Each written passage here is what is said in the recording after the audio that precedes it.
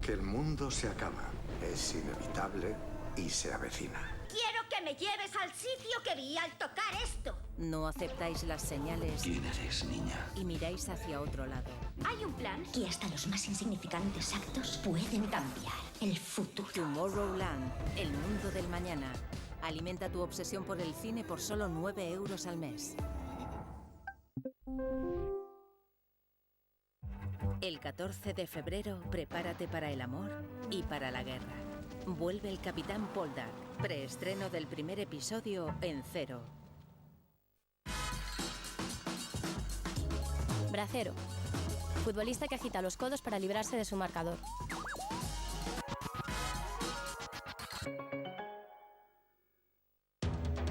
Viajamos a Turquía para hablar con Adnan Oktar, el conocido líder de una secta islámica que defiende el creacionismo, pero rodeado de lujo y de mujeres. En Tanzania persiguen y asesinan a los niños albinos por la absurda creencia de que sus cuerpos tienen propiedades mágicas.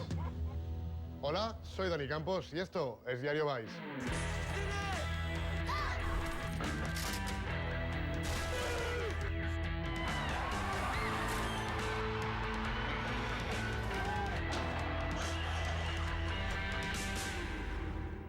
La historia que os vamos a contar ahora es tan surrealista que es difícil de presentar. Todo nace de la cabeza de su líder, Adnan Oktar, un personaje conocido y controvertido en Turquía. Es escritor, es presentador, pero es también el fundador de una secta religiosa donde el Islam y el creacionismo se mezclan con la cirugía estética y con toneladas de maquillaje. Ve o baskının sonucunda cilt sağlıkları bozuluyor, saçlarının güzelliği bozuluyor, vücutları bozuluyor, neşeleri kalmıyor, sevinçleri kalmıyor. Adeta güzellikleri tamamen...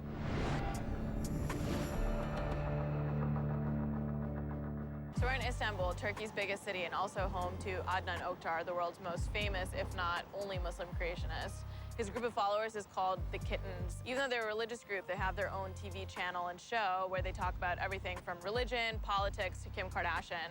I've actually been invited onto their show, so I'm gonna head over to their studios to find out more about Adnan Oktar and his group of kittens. But before the show, I wanted to learn more about their group, which has dozens of websites that advertise their message. Our religion has given women an authority, maternal authority. I used to kiss the bottom of my mother's foot and say, "Here I find the smell of paradise." That is really intense. So then he goes on to say, now that in a sense, women are more and more superior. They're superior in compassion, mercy, cleaning, punctuality, meticulousness, and thinking about details. It seems like his views kind of oscillate between two different things. On one hand, he's like, kiss the bottom of your mother's feet. But then on the other hand, he's saying the superiority of women is actually in meticulousness and cleaning. Adnan Oktar came on the scene in the late 70s and 80s when he began a religious group based on a grab bag of creationism, the evils of Darwinism, and Islam. Soon after, his fans, many of whom were from Istanbul's wealthiest families, started to follow him, and Oktar's congregation went from being a religious group to something that resembles a cult. His kittens, who bear a striking resemblance to each other with their plastic look and fondness of bleach blonde hair, look closer to LA reality stars than religious devotees. We're on our way to Adnan Oktar's studios called A9 Studios, but instead of driving straight there, we're actually meeting one of their followers, and he's gonna guide us directly to his place. I'm not quite sure why, and they're being kind of cagey about it. It might be because they don't want us to know the exact location of their studio. But either way, I know that it's a big compound, and that's where Adnan Oktar lives with a lot of his kittens. Selamlar. Hello. Hi. Hi. Hi, everybody. Meher, nice to meet you. Emily. Now we are going to studio. Okay. Then you will meet some our friends. Okay. And then you will see. Okay. Beni takip ediyorsun abi. That was ominous. He smelled nice. It still smells like him in the car. So this looks like a proper estate. Our cameras can film here? No. No? Okay. So we should wait, I guess? Okay. Because of security reason. Right away, our cameras were clearly making them uncomfortable. I spoke to Sarah. She said if we're not in the studios, we could film. As policy, we want to record with our camera, and we'll supply with all the recordings. Okay. Is that okay? Kendi isteğinize göre çekip onu biz daha sonra edit ediyor arkadaşlarımız. This is an editing Ya uygun olan yerleri. Ama Hello, Hi. my name is Oktar Babuna. Nice to meet you. Very welcome. Hi. This is Mr. Adnan Oktar's studio house. Great. Oh my gosh. This is like MTV Cribs.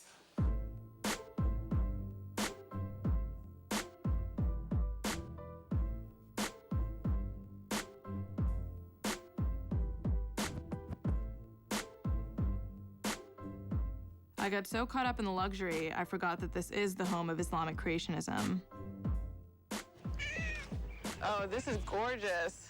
So what's this stuff? Well, here you see some paleontological evidences to show that the species did not evolve to each other. Okay. And they disappeared all of a sudden, the species. These are real fossils, as you see over here. For example, you see a seahorse 5 million years old here, and then you see the picture of the seahorse. You see they are no different. Yeah. Which means there is no difference, mean no evolution, of course. We're waiting on them to finish Ramadan prayers, and they're going to come mind us during dinner, too. And then at 11 o'clock, I'm going to go on a show. I'm not sure what they're hiding, because actually, like, when the cameras are off, everything seems pretty benign.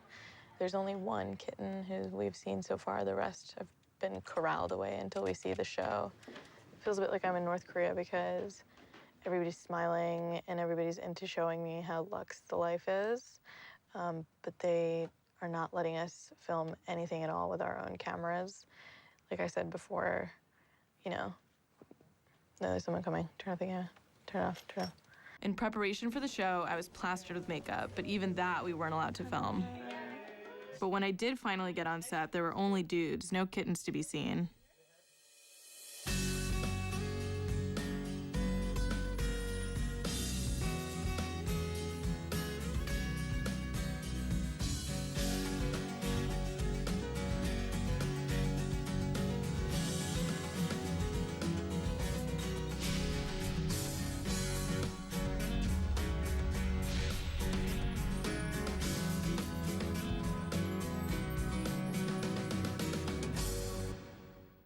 Efendim,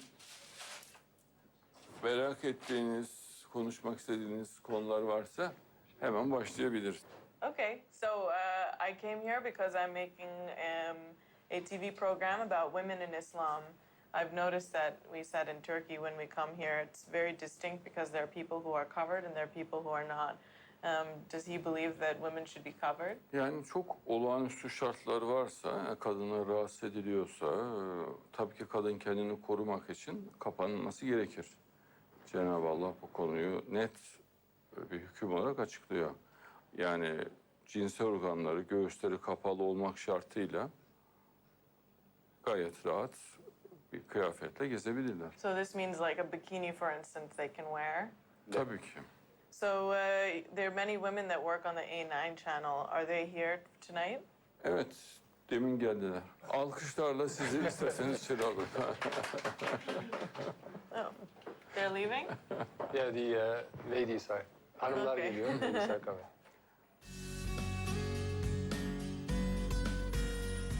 Şimdi bu güzel hanımla konuşmalarımıza devam edelim. So I talked to Ebru actually a lot about what women in Islam represent, and so I wanted to ask some of the women here how they feel about misrepresentations of women, Muslim women in media and things like this. Gelenekçi İslam'da kadın tehlikeli bir varlık olarak görülüyor. Yani yüzlerce tedbir var. Bir kere erkeklerin içine çıkanmaması var. çıkmaz diye biliniyor. O ortadan, konu oradan bitiyor. İkincisi çıksa bile tamamen kapalı olarak çıkması gerekiyor. Kapalı çıksa bile konuşmaması gerekiyor. Konuşursa kaba konuşması gerekiyor. Buyur. Yani kadının potansiyel böyle suç makinesi gibi görülmesi gelenekçi Ortodoks İslam'ın en acımasız yönlerinden bir tanesi. Yani bu bir hakarettir.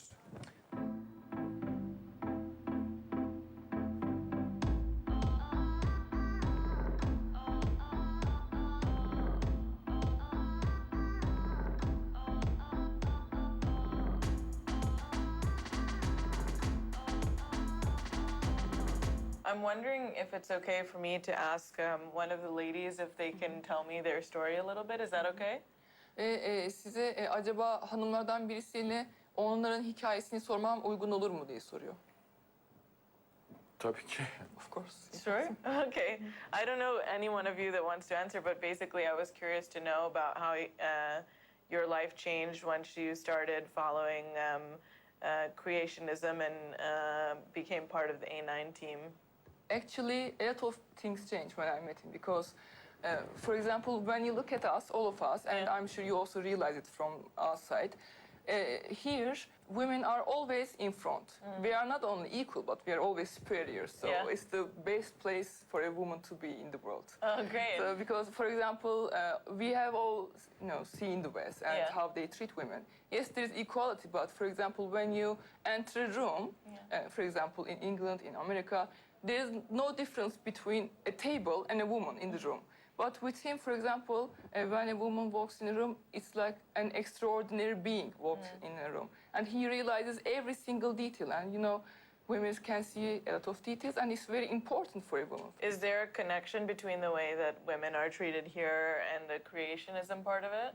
Of course, because, he does it because he believes that God created women like this. And he emphasizes love and emphasizes that every single human being has a soul. This is why we are trying to make peace in the world, not only against women, but also with men too. Because, for example, for a lot of people in the West, one person dying in the Middle East means nothing because they see themselves superior according to their race, racial identity. And this also comes from Darwinism, because Darwinism taught people that there is something called race. But in creationism, every single person who is created is equal. That's why, of course, this is the most important part of it. Okay. Darwinism also humiliates women as well. Ah, how so? Darwin himself says it. Yeah? He says the woman is like a dog in the house, and something who can be played with, that's all. The top that you can get in the world is women being equal to men, right? And especially, for example, in America, we know that many female CEOs earn much less than men because they think they don't deserve it, basically. They think women are not superior, women are not equal. Peki programımız bu kadar olsun şimdilik. Bu bölümü bu şekilde bitirelim. Biraz sonra yine sazlı sözlü muhabbetimize devam edelim.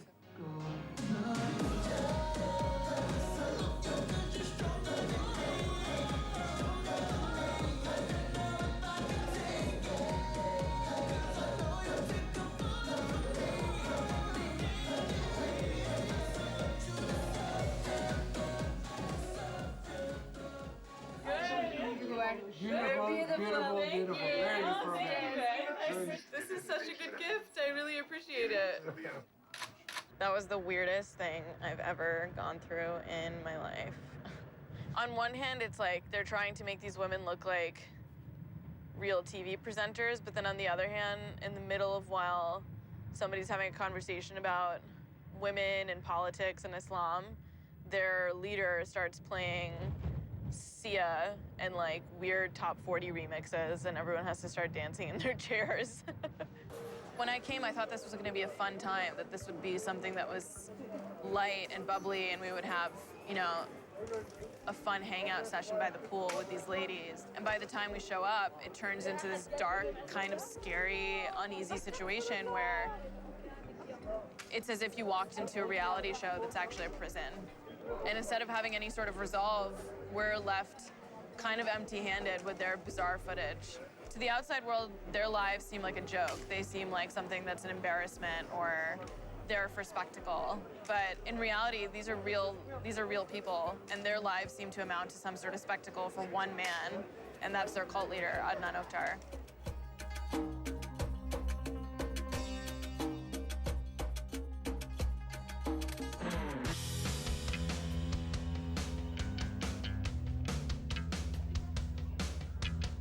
Cuando nació, a su madre le dijeron que tenía que envenenarle. Así comienza el relato de Josephat Turner. Su pecado, ser albino en el continente africano. Su madre no le envenenó y ahora Josephat lidera la lucha por la liberación de los albinos en Tanzania. Y no es una cuestión de simple discriminación, estamos hablando de persecuciones y de asesinatos. Y es que en esta zona de África son muchos los que todavía piensan que los cuerpos de los albinos tienen poderes mágicos. People with albinism are being killed because of superstition. If you get the body parts of albino, you'll become rich. So people started to hunt us like wild animals.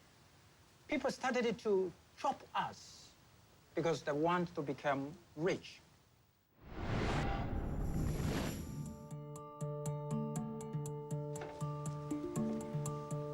Josephat Turner is one of about 100,000 albino people living in Tanzania. In East Africa, albinism is relatively common. 1 in 3,000 children are born albino versus 1 in 200,000 in the US. Since 2000, a series of murders have left more than 72 albino people dead in Tanzania. These murders are believed to have been motivated by a lucrative trade of albino body parts that some believe to have magical properties. In January 2015, Tanzania banned witch doctors. The government believes they have fueled these attacks by convincing people to sell them albino body parts to make talismans. The hands and feet of albino people, usually children, are believed to bring prosperity or to ward off bad luck. But this ban on witch doctors doesn't mean Josephat's work is over. He's an albino activist in Tanzania who is dedicating his life to raise awareness and acceptance towards albino people.